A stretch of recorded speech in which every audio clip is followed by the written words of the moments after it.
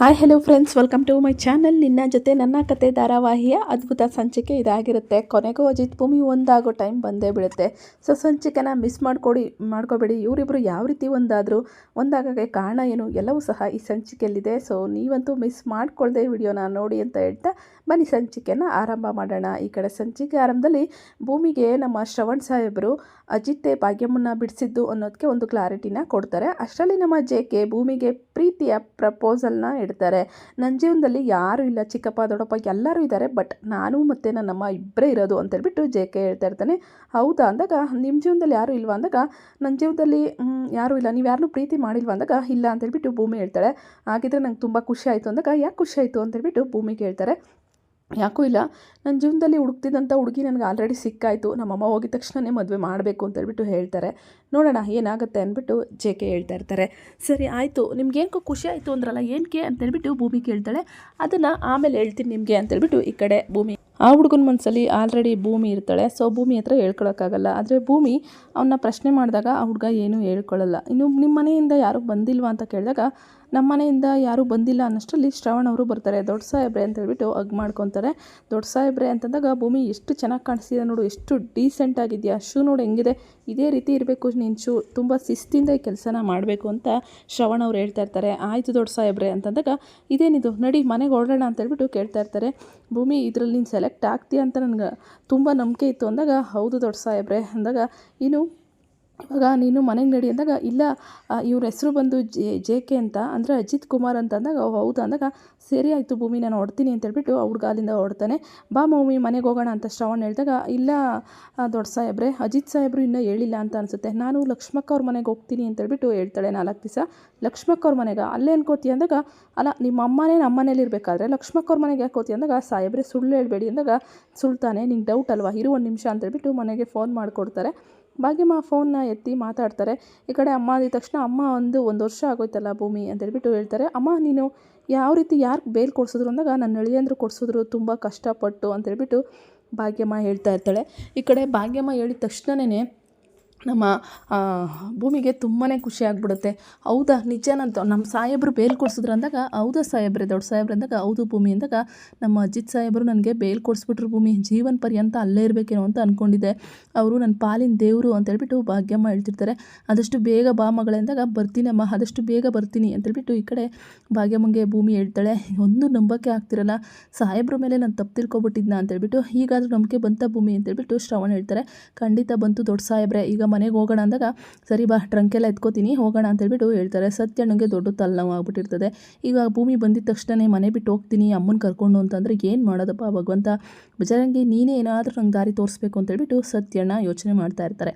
ಅಲ್ಲಿಗೆ ನಮ್ಮ ನಚ್ಚಿ ಬರ್ತಾರೆ. ನಚ್ಚಿನೇ ಸರಿ ಅಂತೇಳ್ಬಿಟ್ಟು, ನಚ್ಚಿ ಬಾಯಿಲಿ ಅಂದಾಗ, ಏನು ಸತ್ಯಣ್ಣ ಅಂದಾಗ, ಭೂಮಿ ಮತ್ತು ಅಜಿತ್ ನಡುವೆ ಇರೋವಂಥ ಜಗಳ ಹೋಗಿದೆ ಅಂತ ಅನಿಸುತ್ತೆ ಅಂದಾಗ, ನನಗೂ ಯಾಕೋ ಅದೇ ಥರ ಅನಿಸ್ತಾ ಇದೆ ಅಂದಾಗ, ನೋಡೋ ಅವರಿಬ್ಬರು ಯಾವುದೋ ಕ್ಷುಲ್ಲಕ ಕಾರಣಕ್ಕೆ ಕೋಪ ಮಾಡ್ಕೊಂಬಿಟ್ಟಿದ್ದಾರೆ, ಒಬ್ಬರಿಂದ ಒಬ್ಬರು ದೂರ ಹೋಗೋಕ್ಕೆ ಟ್ರೈ ಮಾಡ್ತಾ ಇದ್ದಾರೆ, ನಾವೆಷ್ಟೇ ಹತ್ರ ಮಾಡೋಕ್ಕೆ ಪ್ರಯತ್ನ ಪಟ್ಟರು ಒಂದಾಗ್ತಾನೆ ಇಲ್ಲ ಅವರು ಅಂತೇಳ್ಬಿಟ್ಟು ಈ ಕಡೆ ಸತ್ಯನ ಹೇಳ್ತಾ ಇರ್ತಾರೆ. ಅಲ್ಲ ಕಾಂಟ್ರಾಕ್ಟ್ ಮದುವೆ ವಿಚಾರ ಹೇಳಿದಾಗ ನಿನ್ಗೆ ಏನು ಅನಿಸ್ತು ನಚ್ಚಿ ಅಂದಾಗ, ನನಗೆ ಡೌಟ್ ಬಂತು, ಅದಕ್ಕೆ ನಿಮ್ಮ ಹತ್ರ ಫೋನ್ ಮಾಡಿ ತಿಳ್ಕೊಂಡಿದ್ದು ಅಂದ್ಬಿಟ್ಟು ನಚ್ಚಿ ಹೇಳ್ತಾರೆ. ಅದೇ ರೀತಿಯೇ ಹೀಗಾಗಿರೋದು, ಇವ್ರ ನಡುವೆ ಏನೋ ಒಂದು ಕ್ಷುಲ್ಲಕ ಕಾರಣಕ್ಕೆ ಇವ್ರ ನಡುವೆ ಪ್ರೀತಿ ಇದ್ದಿದ್ದು ದೂರ ಆಗಿಬಿಟ್ಟಿದೆ, ಆ ಪ್ರೀತಿನ ಬರೋ ಥರ ನಾವು ಮಾಡಬೇಕು, ಏನಾದರೂ ಪ್ಲ್ಯಾನ್ ಮಾಡಬೇಕು ಅಂತೇಳ್ಬಿಟ್ಟು ಸತ್ಯಣ್ಣ ಮತ್ತು ನಚ್ಚಿ ಹೇಳ್ತಾರೆ.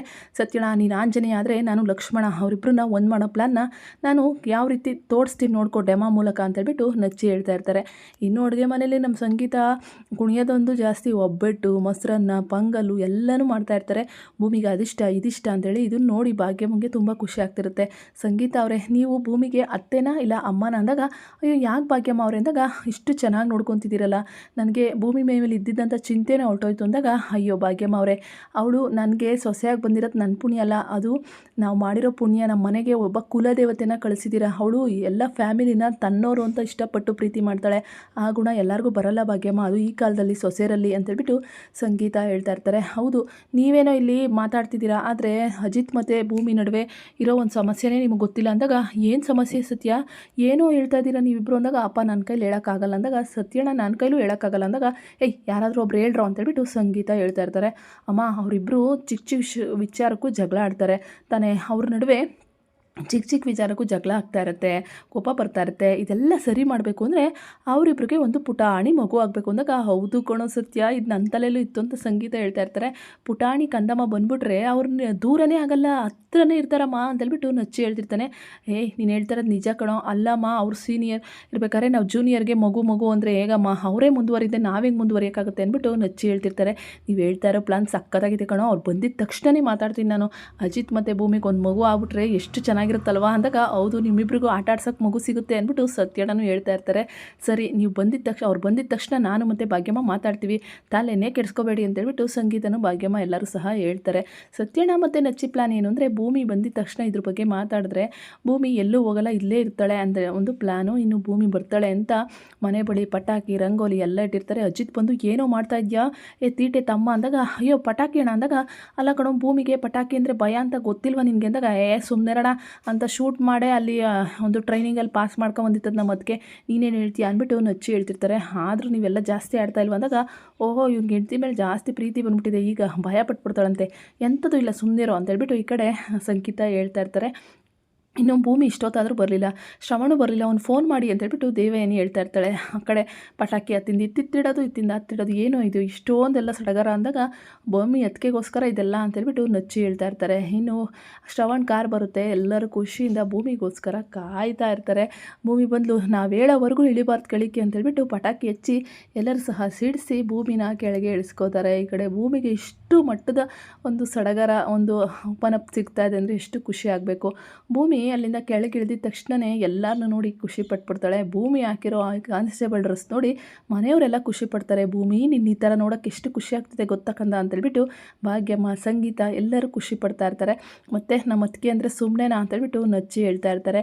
ಆದರೆ ಭೂಮಿ ಎಲ್ಲರೂ ನೋಡಿ ಖುಷಿ ಪಡ್ತಾಳೆ. ಇನ್ನು ಅಜಿತ್ ಹತ್ರ ಬಂದು, ಸಾಹೇಬ್ರೆ ನನ್ನ ಕ್ಷಮಿಸ್ಬಿಡಿ ಅಂತಾಳೆ. ಏನಾಯಿತು ಅಂದಾಗ, ಸಾಹೇಬ್ರೆ ನಿಮ್ಮ ಮೇಲೆ ತಪ್ಪಾಗಿ ತಿಳ್ಕೊಂಬಿಟ್ಟಿದ್ದೆ ನಾನು ಅಂತೇಳ್ಬಿಟ್ಟು ಭೂಮಿ ಹೇಳ್ತಾಳೆ. ಏನು ತಪ್ಪು ತಿಳ್ಕೊಂಡಿದ್ದೆ ಭೂಮಿ ಅಂದಾಗ, ಅಮ್ಮನ್ನ ನೀವು ಬಿಡುಗಡೆ ಮಾಡಿಸೋದೇ ಇಲ್ಲ ಅಂತ ಅಂದ್ಕೊಂಡಿದ್ದೆ, ಅಮ್ಮನ್ನ ಬಿಡುಗಡೆ ಮಾಡಿಸಿ ನನಗೆ ಎಷ್ಟು ಸಹಾಯ ಮಾಡಿದ್ದೀರಾ, ಆ ಸಹಾಯಕ್ಕೆ ಧನ್ಯವಾದ ಅಂತೇಳ್ಬಿಟ್ಟು ಥ್ಯಾಂಕ್ಸ್ನ ಹೇಳ್ತಾ ಇರ್ತಾಳೆ. ಭೂಮಿ ಈ ಕಡೆ ಕಣ್ಣೀರು ಆಗ್ತಿದೆಯಾ ಭೂಮಿ ಅಂದಾಗ, ಇಲ್ಲ ಸಾಹೇಬ್ರೆ ಇದು ಖುಷಿಗೆ ಆಗ್ತಿರೋ ಕಣ್ಣೀರು ಅಂತೇಳ್ಬಿಟ್ಟು ಭೂಮಿ ಹೇಳ್ತಾ ಇರ್ತಾಳೆ. ಇನ್ನು ಭೂಮಿ ಬಲಗಾಲಿಕ್ಕೂ ಒಳಗಡೆ ಬಾರಮ್ಮ ಅಂತೇಳ್ಬಿಟ್ಟು ಮನೆಯವರೆಲ್ಲ ಒಳಗಡೆ ತುಂಬಿಸ್ಕೊತಾ ಇರ್ತಾರೆ. ಇನ್ನು ಭೂಮಿಗೆ ತುಂಬ ಅಂದರೆ ಖುಷಿ, ಅಜಿತ್ಗೆ ಭಯ ಎಲ್ಲಿ ಭೂಮಿ ಹೋಗ್ಬಿಡ್ತಾಳೋ ಅಂತೇಳಿ. ಆದರೆ ಭೂಮಿ ರೂಮಲ್ಲಿ ಬಂದಿದ್ದ ತಕ್ಷಣ ಈ ಕಡೆ ಅಜಿತ್ ಮತ್ತು ನಮ್ಮ ಸತ್ಯಣ್ಣ ನಚ್ಚಿ ಸೇರಿ ಫಸ್ಟ್ ನೈಟ್ಗೆ ರೆಡಿ ಮಾಡಿಬಿಟ್ಟಿರ್ತಾರೆ ರೂಮಲ್ಲಿ. ಇದನ್ನು ನೋಡಿ ಎಲ್ಲರಿಗೂ ಆಶ್ಚರ್ಯ ಆಗ್ತಾ ಇರುತ್ತೆ. ಭೂಮಿ ಮತ್ತು ಅಜಿತ್ಗೆ ಏನು ಮಾಡ್ತಾಯಿದ್ದೀರಾ ಅಂದಾಗ, ಇನ್ನು ಮುಂದೆ ನಾನು ಮತ್ತು ಭಾಗ್ಯಮ್ಮ ಒಂದು ನಿರ್ಧಾರ ಮಾಡಿದ್ದೀವಿ, ಅಜಿತ್ ಮತ್ತು ಭೂಮಿಗೆ ಒಂದು ಮುದ್ದಾದ ಮಗು ಆಗಬೇಕು, ಅದೇ ನಮ್ಮ ಆಸೆ, ಈ ಆಸೆನ ಈಡೇರಿಸ್ತೀರಲ್ವಾ ಅಂತೇಳ್ಬಿಟ್ಟು ಸಂಗೀತ ಕೇಳಿದಾಗ, ಹೌದಮ್ಮ ಭೂಮಿ ನನಗೂ ಅದೇ ಆಸೆ ಅಂತೇಳ್ಬಿಟ್ಟು ಭಾಗ್ಯಮ್ಮನೂ ಹೇಳ್ತಾರೆ. ಈ ಕಡೆ ಅಜಿತ್ ಮತ್ತು ಭೂಮಿ ಒಬ್ಬೊಬ್ರನ್ನ ನೋಡ್ಕೊತಾ ಇರ್ತಾರೆ. ಅಯ್ಯೋ ದೇವ್ರೆ ಇವ್ರು ಏನು ಮಾತಾಡ್ತಿದ್ದಾರೆ ಅಂತೇಳಿ. ಅಜಿತ್ ಇದ್ದವರು ಕಂಗ್ರ್ಯಾಚುಲೇಷನ್ ಭೂಮಿ ಅಂದಾಗ, ಥ್ಯಾಂಕ್ಸ್ ಸಾಹೇಬ್ರೆ, ನನ್ನ ಜೀವನದ ಗುರಿ ನಮ್ಮಮ್ಮನ ಜೈಲಿಂದ ಬಿಡಿಸ್ಬೇಕು ಅಂತ, ಅದನ್ನು ನೀವು ಇವತ್ತು ಮಾಡಿ ತೋರಿಸಿದ್ದೀರಾ, ನನಗೆ ಕೊಟ್ಟು ಮಾತಂತೆ ಉಳಿಸ್ಕೊಂಡಿದ್ದೀರಾ ಅಂತೇಳ್ಬಿಟ್ಟು ಈ ಕಡೆ ಭೂಮಿ ಹೇಳ್ತಾ ಇರ್ತಾಳೆ. ಇವರಿಬ್ಬರು ಫಸ್ಟ್ ನೈಟ್ ಸೆಟಪ್ ನೋಡಿ ಆಶ್ಚರ್ಯ ಪಡ್ತಾ ಇರ್ತಾರೆ ಒಬ್ರನ್ನ ಒಬ್ಬರು. ಸಾಹೇಬ್ರೆ ಇದೆಲ್ಲ ಏನು ಅಂದಾಗ, ನನಗೂ ಗೊತ್ತಿಲ್ಲ ಭೂಮಿ, ಮೋಸ್ಟ್ಲಿ ಸತ್ಯಣ್ಣ ನಚ್ಚಿ ಮಾಡಿರಬೇಕು ಅಂತೇಳ್ಬಿಟ್ಟು ಅಜಿತ್ ಹೇಳ್ತಾ ಇರ್ತಾರೆ. ಈ ಕಡೆ ಭೂಮಿ ಮತ್ತು ಅಜಿತ್ ನಡುವೆ ಒಂದಷ್ಟು ಮಾತುಕತೆ ನಡೆಯುತ್ತೆ.